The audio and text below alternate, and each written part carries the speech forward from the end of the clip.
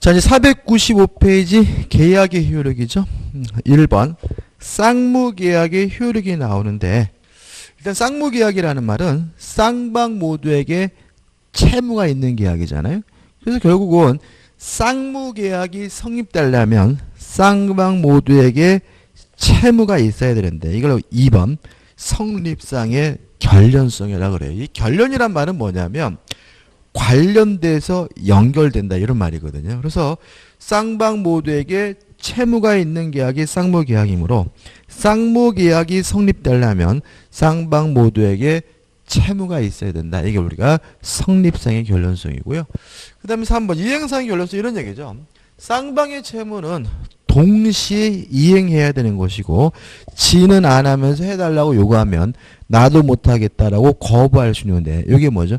이행상의 결련성이고, 존속상의 결련성이라는 것은 쌍방 모두에게 채무가 있어야 되기 때문에 한쪽 당사자의 채무가 소멸한다면 상대방의 채무도 소멸하게 되는데 이걸 우리가 존속상의 결련성이라고 해요.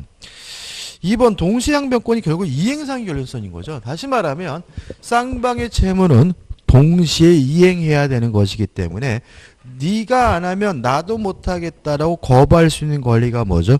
동시이행 항변권이고 대단히 중요한 부분입니다. 근데 이 동시항변권이 굉장히 까다로운 부분인데 오늘은 입문과정이기 때문에 요 536조만 좀 분석할 거예요. 536조 보시면 1항 법조문입니다. 495페이지 536조입니다. 495페이지 536조 1항 쌍무계약의 당사자 일방은 상대방이 그 채무이행을 제공할 때까지 자기 채무이행을 거절할 수 있다. 다시 말하면 네가 안 하면 나도 못하겠다라고 거절할 수 있는 권리가 동시이행 방변권이다. 그러나 상대방의 채무가 변제기 있지 아니한 땐 그러하지 아니하다는 말은 내가 먼저 이행하기로 했어요. 내가 먼저 이행하기로 했다면 네가 못하면 나도 못하겠다라고 뭐 할 수 없어요? 거부할 수가 없다는 거거든요. 그래서 이걸 말로 적으면 이렇게 되는 거죠. 먼저 이행하기로 한 사람 선이행 의무자는 원칙적으로 동시이행 항변권을 행사할 수가 없다 이런 얘기인 거죠. 근데 항상 그러냐? 아닙니다. 예외적으로 선이행 의무자라 하더라도 동시이행 항변권을 행사할 수 있는 경우가 있는데 이 항을 보시면 이 항 당사자 일방이 상대방에게 먼저 이행하여야 할 경우에 상대방의 이행이 곤란한 현저한 사유가 있는 때에는 전항 본문과 같다라는 말은 원칙적으로 동시이행 항변권 행사할 수가 없지만 상대방에게 이행이 곤란한 현저한 사유가 존재한다면 선이행 의무자도 동시이행 항변권 행사할 수 있다. 이런 의미가 되고요.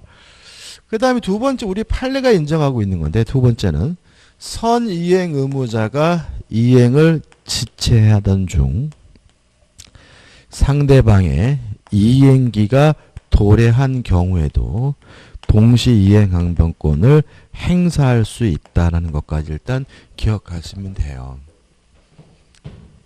이게 무슨 말이냐. 우리가 앞으로 이제 선이행 의무하면 어렵게 생각하지 마시고 그냥 중도금을 생각하시면 돼요. 이게 무슨 말이냐면 우리가 매매계약은 쌍무계약이잖아요. 근데 부동산을 현찰박차기로 사는 사람은 없어요. 일반적으로 부동산에 대한 매매계약을 하면 중도금도 주고 잔금을 주는 거죠. 그러면 결국은 중도금은 이전 등기 받기 전에 먼저 줘야 되는 뭐인 거죠? 선이행 의무인 거죠. 예를 들어 볼게요. 갑이 소유하고 있는 A 건물에 대해서요. 을이 만나가지고 매매 계약을 하고 먼저 중도금을 주기로 하고 나중에 잔대금, 잔금을 주기로 했다면 실제로 동시이행 관계인 것은 잔금을 지급하는 것과 이전 등기, 좀 더 정확히 말하면 이전 등기 서류를 교부받는 것이 뭐예요? 동시이행 관계고요. 요 중도금은 선이행 의무이기 때문에 동시이행 항변권 행사할 수는 없는 거죠. 다시 말하면 중도금을 주기로 한 날 등기 서류 안 주면 중도금 못 주겠다라고 뭐 할 수는 없는 거예요? 거부할 수는 없는 거예요. 근데 항상 그러느냐? 만약에 예를 들어서 중도금을 주기로 한 날 혹시나 싶어서 등기부 등본을 떠봤더니 갑자기 이 건물에 가압류가 설정이 됐어요. 그러면 바보가 아닌 다음에 을은 중도금 못 주겠다라고 뭐 할 수 있겠어요? 거부할 수 있겠죠? 다시 말하면 상대방에게 이행이 곤란한 현저한 사유가 있다면 선이행 의무인 중도금도 못 주겠다라고 뭐 할 수 있는 거죠? 거부할 수가 있는 거죠. 근데 문제는 이런 거 없었어요. 이런 거 그냥 없는데 그냥 안 줬어요. 이게 뭐냐면 이행지체죠. 안 주고 버텼더니 은근각근기로 버텼더니 드디어 잔금을 지급하기로 한 날 상대방이 이전 등기서를 교부하기로 한 날 상대방의 이행기가 도래하게 되면 우리 판례에 따른다면 원래부터 동시이행 관계였던 잔금뿐만 아니라 지체하고 있는 중도금도 동시이행 관계가 되고요. 요 사이에 지연배상금까지 합쳐서 동시이행 관계가 된다는 것이 우리 판례 입장입니다. 따라서 이제 을은 갑에게 뭐라고 말할 수 있냐면 이전 등기 서류 안 주면 잔금뿐만 아니라 중도금도 지연배상금도 못 주겠다라고 뭐 할 수 있어요? 거부할 수 있다는 것이 우리 판례 입장이에요. 이게 시험에 잘 나오는 이유는 갑의 입장에서는 불합리하거든요. 지금 갑이 봤을 때는 요 중도금은 먼저 주기로 한 거잖아요. 그죠? 그러면 갑이 어떤 요구를 할 수 있을 것처럼 보이냐면 등기해 주기 전에 먼저 중도금은 또 먼저 주놓고 얘기하자라고 요구할 수 있을 것처럼 느껴지는데 우리 판례는 이제부터는 잔금뿐만 아니라 뭐까지요? 중도금까지도 동시이행 관계니까 갑이 만약에 이전 등기 서류를 안 준다면 잔금뿐만 아니라 중도금도 못 주겠다라고 뭐 할 수 있어요? 거부할 수 있다는 의미가 되거든요. 그래서 넘겨보시면 판례가 나오는데 497페이지 판례입니다. 자, 497페이지 하단에 보시면 판례가 나와 있죠. 판례 첫 번째 판례 한번 읽어볼 겁니다. 읽어볼게요. 매수인이 선이행하여야 할 중도금 지급을 하지 아니한 채 잔대금 지급기를 경과한 경우에는 매수인의 중도금 및 이에 대한 지급일 다음 날부터 잔대금 지급일까지 지연손해금, 다시 말하면 요 사이에 지연배상금, 그 다음에 거기다가 잔대금 지급 채무는 매도인의 소유권 이전 등기 의무와 특별한 사정이 없는 한 동시이행 관계에 있다라고 판시하고 있고요. 따라서 이제는 을은 갑이 이전 등기 서류 안 주면 잔금뿐만 아니라 중도금도 지연손해금도 못 주겠다라고 뭐 할 수 있어요? 거부할 수 있다는 의미가 되는 거죠. 자, 그럼 또 생각해 볼 게 있어요. 자, 거부할 수 있다는 말은 무슨 의미가 되냐면 이제부터는 을이 갑에게 매매 대금을 안 줘도 더 이상 이행지체 채무불이행이 아니에요. 따라서 갑은 을에게 채무불이행 책임을 묻기 위해서는 여기서 상식시키지 않습니다. 을이 행사하고 있는 동시이행 항변권을 소멸시켜야 되는데 을은 지금 갑에게 뭐라 그러냐면 네가 안 하면 나도 못하겠다라고 거부를 하고 있는 거니까 갑은 을에게 이행을 해야 돼요. 등기 서류를 줘야 돼요. 근데 문제는 이게 등기서를 준다는 게 만만치 않거든요. 왜냐하면 이 자식은 뭐부터 안 주고 있는 놈이에요? 중도금부터. 그래서 우리 판례는 이행 또는 이행의 제공. 이게 뭐냐면 법무사 사무실에다가 맡겨두기라도 해야 돼요. 이렇게 이행 또는 이행의 제공을 해서 을이 행사하고 있는 동시이행 항변권을 소멸시켜야 비로소 갑은 을과의 매매 계약을 해제할 수도 있고 채무 불이행 책임을 물을 수 있다는 것이 우리 판례 입장이고요. 이러한 동시이행 항변권을 소멸시키기 위한 이행 또는 이행의 제공은 한 번 한 건으로 부족하고 계속되어야 한다는 것이 우리 판례 입장이라는 것까지 기억해 두시면 돼요. 여기까지만 할 겁니다. 이게 지금 여기서 이제 항상 시험에 나오게 되는 이유는 불합리한 것처럼 느껴지기 때문에 나오거든요. 그래서 실제로 우리가 동시에 항변권이 등장하면 결론이 아주 이상해져요. 자, 우리가 처음 먼저 했냐면 전세권 하면서 이런 거 했잖아요. 전세금의 반환과 목적물의 반환은 동시이행 관계이므로 전세권자가 전세금을 못 받았다는 이유로 경매를 신청하려면 먼저 그 집을 뭐 해야 돼요? 비워줘야 된다. 이렇게 했었잖아요. 그죠? 그것도 결국은 이 동시이행 항변권 때문에 결론이 이상해지는 거니까요. 좀 이상하시더라도 여기까지 좀 이해하시고 기억해 두시면 됩니다. 더 이상 구체적인 건 하지 않겠습니다. 자, 이제 어디로 갈 거냐면요. 어디로 갈 거냐면은 501페이지입니다. 501페이지 하단에 보시면 뭐가 나오냐면 위험부담이 나옵니다. 그러니까 동시항변권은 요 정도만 좀 이해하자고요. 그죠?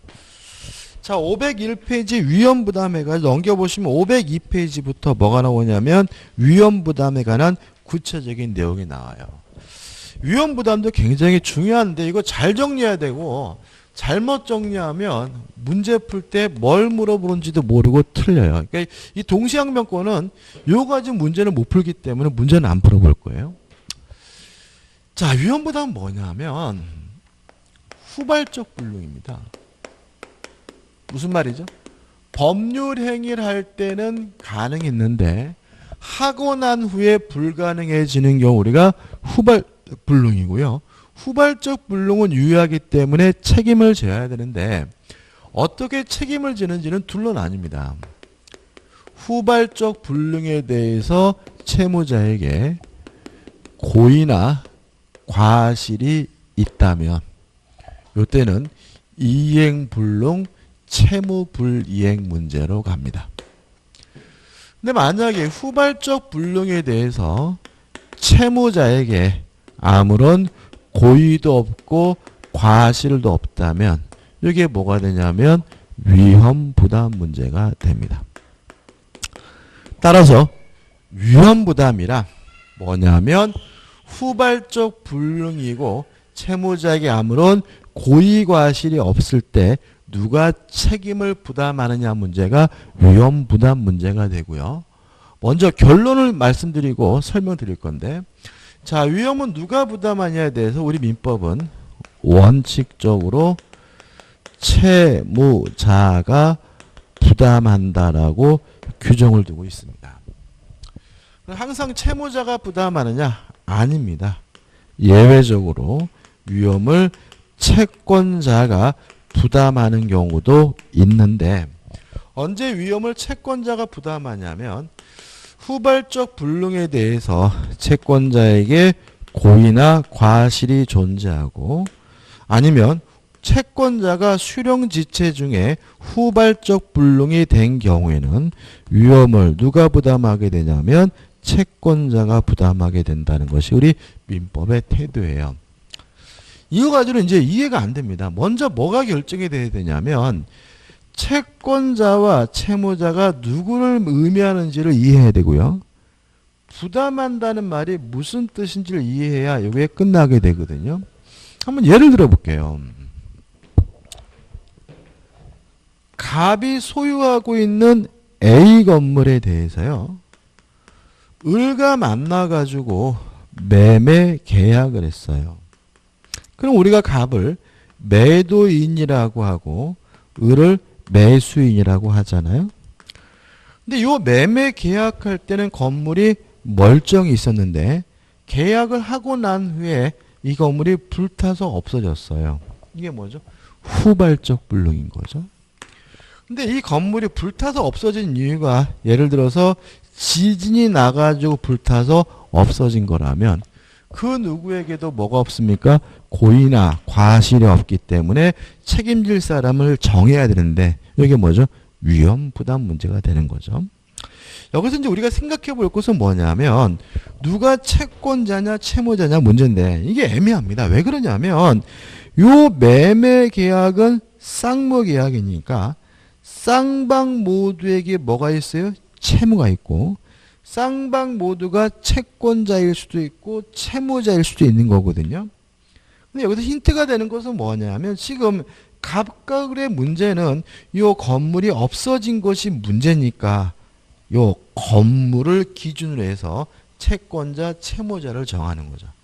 돈을 가지고 따지는 게 아니라는 거예요. 따라서 건물을 기준으로 해서 후발적 불능이 된 물건을 기준으로 해서 채권자, 채무자를 정하면 요 채무자는 누구를 말하게 되냐면 매도인을 말하고요. 채권자는 누구를 말하게 되냐면 매수인을 말하게 되는 거죠.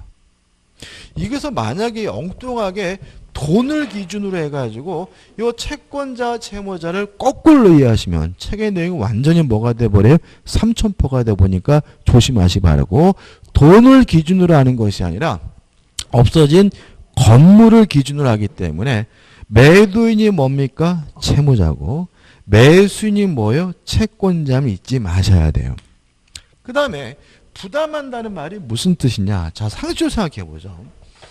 갑이 건물이 없어졌으면 건물을 못 넘겨줄 거고 을은 바보가 아닌 다음에야 매매대금을 안 주겠죠.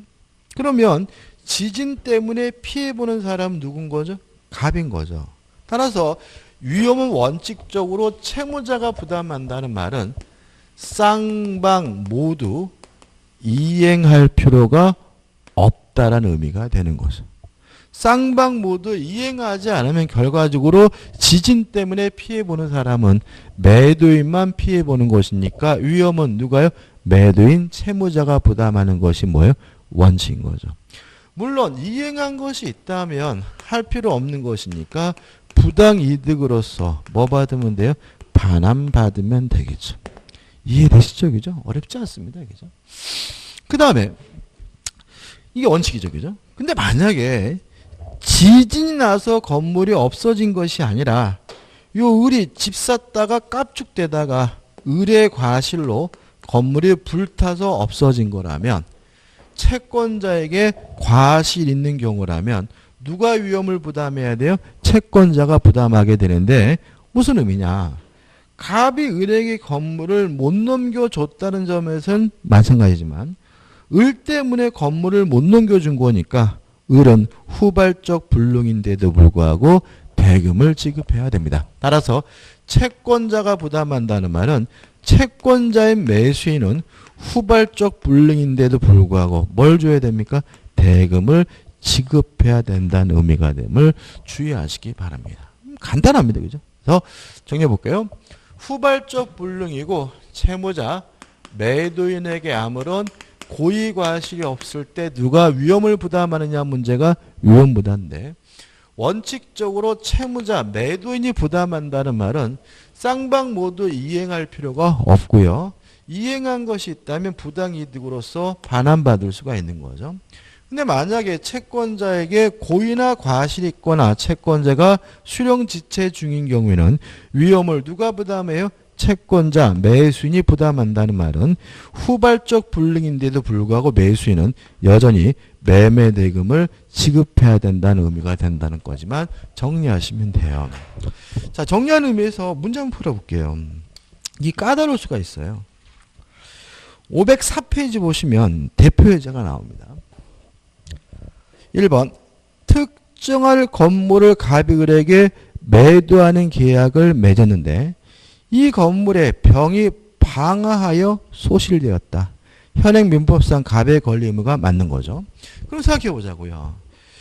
병이 방화해가지고 건물이 없어졌다는 말은 갑과 을 모두에게 뭐가 없어요? 고의과실이 없다는 얘기니까 누가 위험을 부담하는 경우입니까? 채무자, 매도인이 부담하는 경우고 채무자, 매도인이 부담한다는 말은 쌍방 모두 이행할 필요가 없다는 의미니까 답은 쉽게 나와요. 2번 건물 양도 의무는 면하고 대금 청구권도 소멸한다. 이게 답인 거죠. 왜요? 쌍방 모두 뭐 할 필요 없어요? 이행할 필요가 없는 거니까요. 2번 문제 볼게요. 갑은 자신의 토지를 을에게 팔고 중도금까지 수령하였으나 그 토지가 공용 수용되는 바람에 을에게 소유권을 이전할 수 없게 되었다. 다음 설명 중 옳은 거죠. 자, 그럼 여기서 보시면 지금 매매 계약을 한 후에 수용당한 것이니까 후발적 불능인 거고요. 물론 수용당한 것은 그 누구에게도 귀책사유가 없으니까 누가 위험 부담하는 거죠? 채무자가. 따라서 쌍방 모두 이행할 필요가 없고 이행한 것이 있다면 뭘요? 부당이득 반환을 받으면 되는데 여기서 이제 뭐가 문제가 되냐면 이거 설명드리려면 말하는데 보상금이 나오죠. 수용 보상금. 다시 말하면 이런 얘기입니다. 을이 갑에게 매매 대금을 줬다면 갑에게 매매 대금을 부당이득으로서 반환받아야 되는데 요 갑이 자꾸 미적미적거려요. 아, 우리 아들 등록금 내가지고 내가 돈이 없는데 막 이런단 말이죠.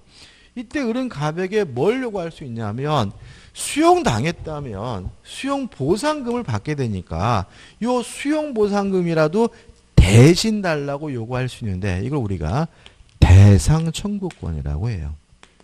다시 말하면 아저씨가 땅을 저에게 못 준다면 대신 뭐라도요? 수용보상금이라도 대신 넘겨달라고 뭐 할 수 있어요?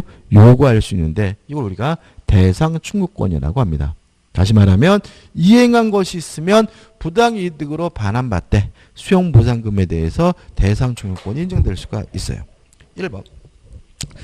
자, 옳은 걸 찾습니다. 을은 매매 계약을 해지하고 전보배상을 청구할 수 있다. 자, 해지하려면요. 채무 불이행해야 되거든요. 해지하려면 좀 이따 할 거예요. 근데 이거는 뭐가 아닙니까? 채무 불이행이 아니기 때문에 1번은 뭐죠? X죠. 2번 을은 갑의 수용보상금 청구권의 양도를 청구할 수 있다. 맞죠? 수용보상금이라도 대신 넘겨달라는 의미에서 뭐가 인정됩니까? 대상 청구권이 인정되기 때문에 2번이 답이죠. 3번 을은 이미 지급한 중도금을 부당이득으로 반환을 청구할 수 없다. X죠. 이행하기 전이면 뭐 할 필요 없어요? 이행할 필요가 없고 이행한 것이 있다면 뭘요? 부당이득 반환을 청구할 수가 있으니까요. 4번 을은 계약 체결상의 과실을 이유로 실내익 배상을 청구할 수 있다. X죠. 자, 우리 저번 시간에 했지만 계약 체결상의 과실 책임은 무슨 불능해야 돼요? 원시적 불능해야 되죠. 근데 이거는 무슨 불능입니까? 후발적 불능이기 때문에 계약 체결상의 과실 책임 문제될 수는 없고요. 5번 을의 매매대금 전부를 지급하면 갑의 수용보상금 청구권 자체가 을에게 기속한다. X. 넘겨달라고 뭐 할 수 있을 뿐이에요? 청구할 수 있을 뿐이지 수용보상금 자체 을에게 넘어오는 것은 아니기 때문에 X가 되고 답은 몇 번이죠? 2번이 되는 거죠. 이게 29의 기출문제인데 뭐 이 정도입니다. 이 정도만 정리하시면 충분히 문제를 풀 수가 있어요. 그 다음 2번 제3자를 위한 계약이 나오는데요. 이 제3자를 위한 계약도 시험에 참 잘 나옵니다. 잘 나오는데 이 제3자를 위한 계약은 뭐가 관건이냐면 용어가 관건이에요. 용어가 되지 않으면은 책을 봐도 무슨 말인지를 알 수가 없어요. 그래서 쉬운 예를 들어볼게요. 쉬운 예를. 갑하고 병하고요. 그렇고 그런 사이예요. 연인입니다. 그래서 갑이 오늘 크리스마스 이브죠.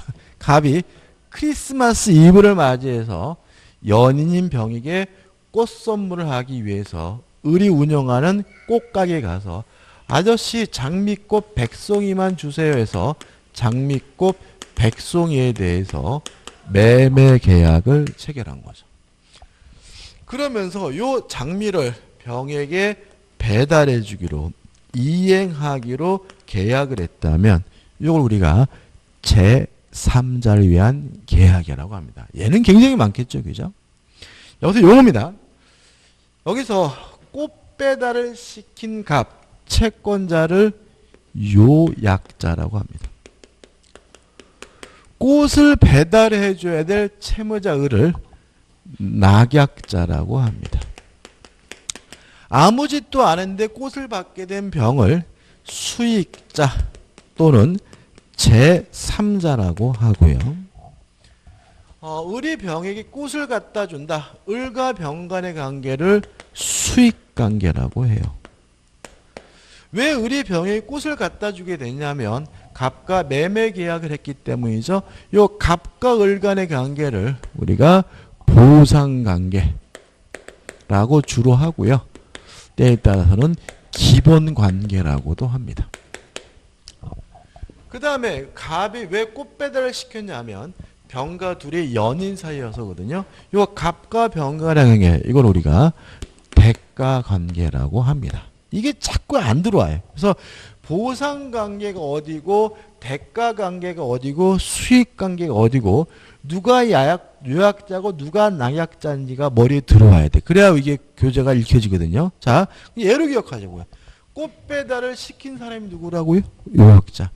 꽃 배달 아저씨가 누구죠? 낙약자.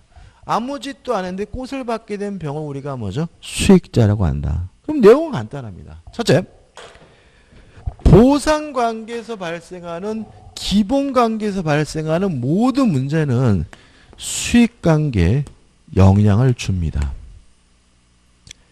매매가 무효면요, 을은 병한테 꽃 배달 안 해줍니다. 매매가 취소가 돼도 을은 병한테 꽃 배달 해주지 않고요. 만약 갑이 을에게 매매 대금을 다 주지 않았다면 을은 병에게 꽃 배달 해주지 않습니다. 근데 여기서 조심할 것은 뭐냐면 병은 보호의 대상으로서 제3자가 아니에요. 이것도 전에 했던 겁니다. 보호의 대상으로서 제3자가 아니기 때문에 병은 항상 뭐 받을 수 없냐면 보호받을 수 없어요. 이게 무슨 말이냐면 갑과 을 간의 매매 계약이 통정어휘표시 가장행위로서 무효면 을은 병한테 매매 대금을 주지 않고요. 병이 선이라 하더라도 주지 않습니다. 왜냐하면 병은 보호의 대상으로서 뭐가 아니죠? 제3자가 아니기 때문에 그러고, 왜 얘는 제3자가 아닌지는 우리가 나중에 또 통정어휘표시할 때 할 거예요. 그 다음에 대가관계는 수익관계에 아무런 영향을 미치지 않습니다. 동의하시나요? 자, 갑과 병이 크리스마스 이브날 만나서 저녁 먹다가 대판 싸웠어요. 야, 인간아 우리 찢어지자, 남남이다 라고 했더라도 을은 그냥 계약 내용대로 병한테 뭐 하면 그만이요? 꼭 배달해주면 되는 거죠. 다시 말하면 갑과 병 간의 문제, 대가관계는 수익관계에 아무런 영향을 미치지 않는다는 거 기억해 두시면 되고요. 그 다음 이제 내용은 이렇게 되겠죠.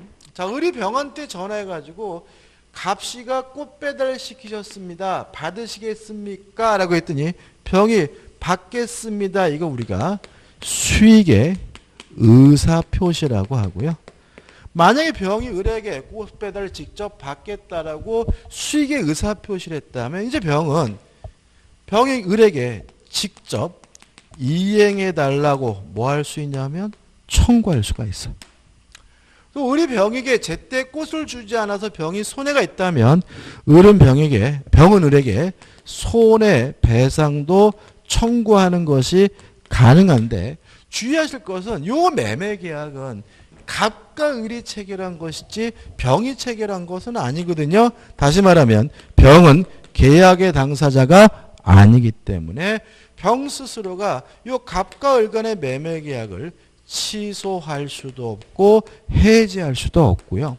만약에 요 매매 계약이 무효여서 원상 회복해야 된다면 계약의 당사자인 갑과 을이 할 문제이기 때문에 병은 원상 회복 의무를 부담하지 않는다는 거 기억해 두시면 되고요.